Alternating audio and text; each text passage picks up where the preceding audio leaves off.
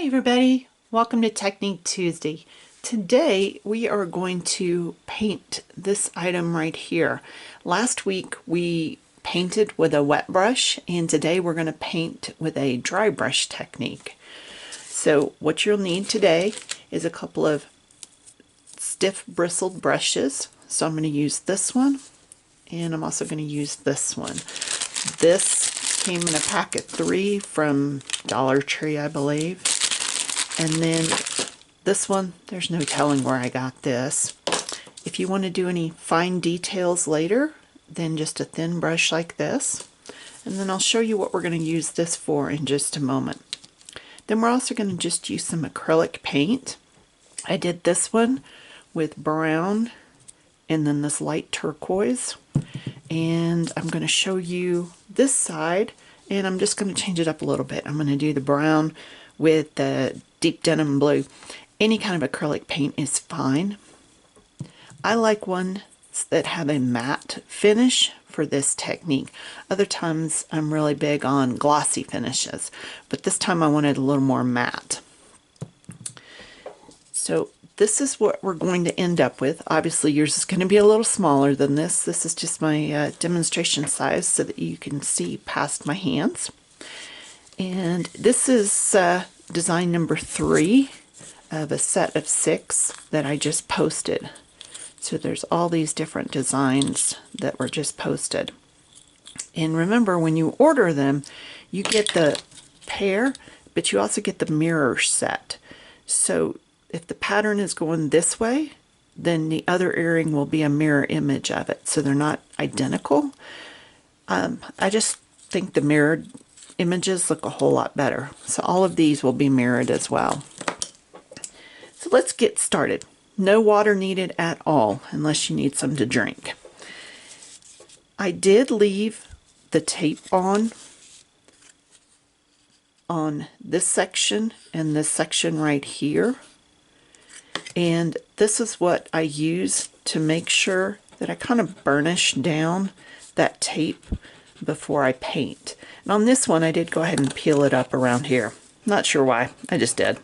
So burnish that down. This tool also came from Dollar Tree. There's 2 of them, and on one end it's got this neat little burnishing tool, and on the other is a sharp pointy object that's great to just pick up the edge of the tape and peel it off. So I keep those both handy. Put that off to the side, all of that, and just grab our 2 paint brushes. Now you notice I just put paper down on my table because I'm messy, and this way I can just crumple it up and not make a mess on the table. So shake your paints always before you start on anything. Also, I like to keep some wet wipes handy. Again, I'm messy. That way I can clean it off of my fingers. So no paint, or excuse me, no water. Need paint, just don't need water. So shake this up, and we're going to start with our base color. So for this one, I want to use brown. I'm going to take my stiff brush, and if you look really closely on this, you'll see some areas that are a little darker and some that are a little lighter. And that's just how much paint was on my brush when I did it. Now remember, you want to work with the direction of the grain. And if you're using kind of a flicking motion, which is what we're going to do, you will flick paint everywhere. So just make sure there's nothing near you that can't be wiped down. So let's take this brush, and I'm just going to dip it in a little bit of the brown paint. I'll start with the lid and then I'll work my way over. And then I'm going to wipe off a lot of the paint. I just want a small amount. Now, when I first put my paintbrush down, that's going to give me some of these darker areas. So if you want to think it through about where that's going to go, just kind of start there. And we're just going to wipe in the direction of the grain.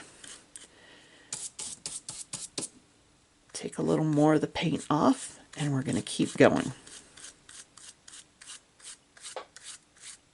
And all I'm doing is just kind of flicking it, painting it, direction of the grain, but a really dry brush. You can even go back into that and pull some more paint out of it.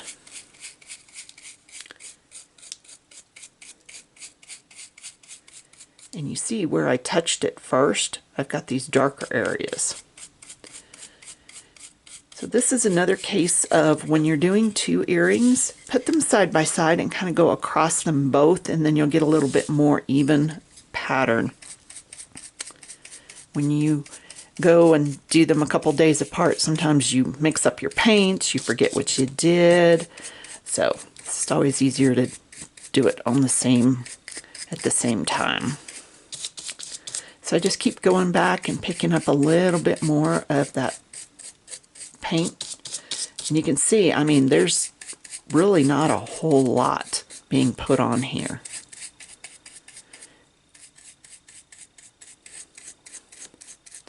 Obviously, with a smaller size, this will take less time, but it really is a fast technique, I think. So if you want a little more, just get a little more on your brush. Remember, wipe it off, then put it down.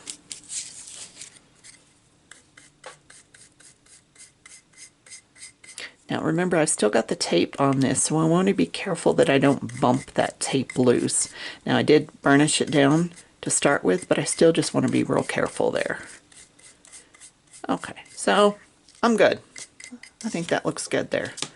So let's go ahead and cover that up. And then let's start with the blue. Now you can also use a fan brush for this. I just like them when they're a little stiffer than that, so that's why I haven't busted out that brush. Okay, shake. You can see that's an old brush. Half of it's on my table. And this is a denim blue. So again, we're just going to take, and this time I'm going to use this brush. Dab it in there. Brush it off. And now we're just going to do the same thing, just right over the top.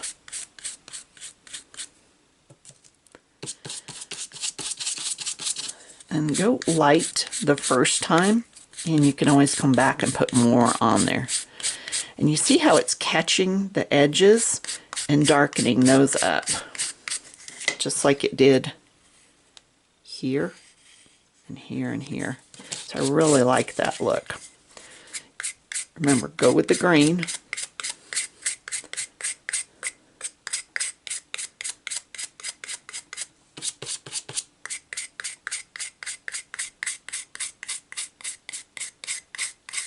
I'm just barely putting any paint on there.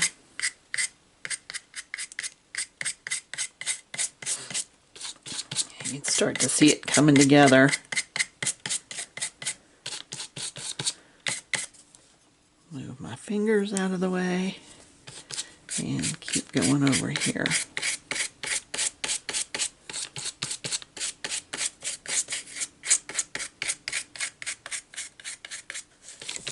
You want more? Put more on there. You want less? Stop.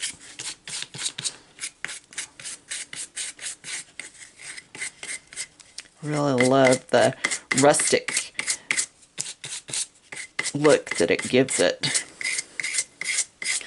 Now if I wanted to, I could stop right there.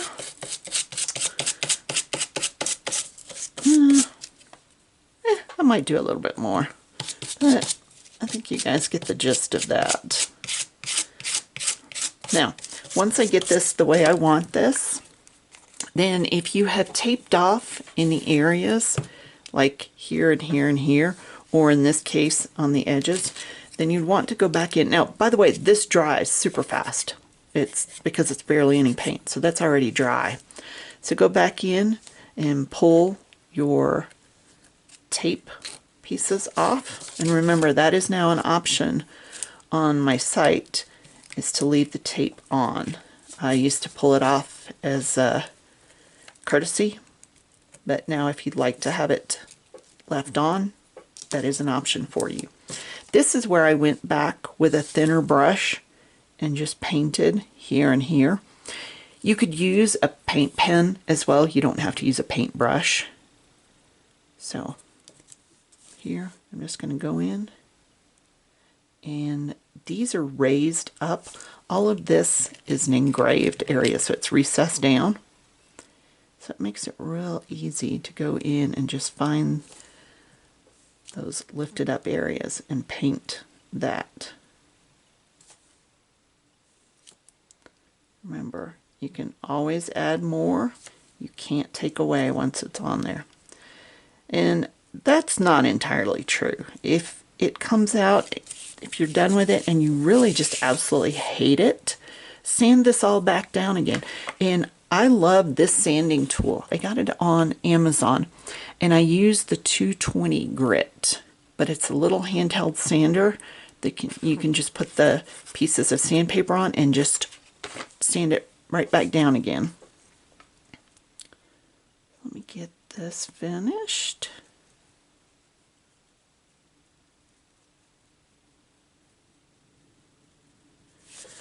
There we go.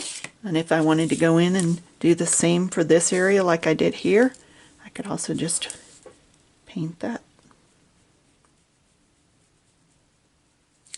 Hope you've enjoyed our tutorial for the day, and if you have any questions, feel free to let me know.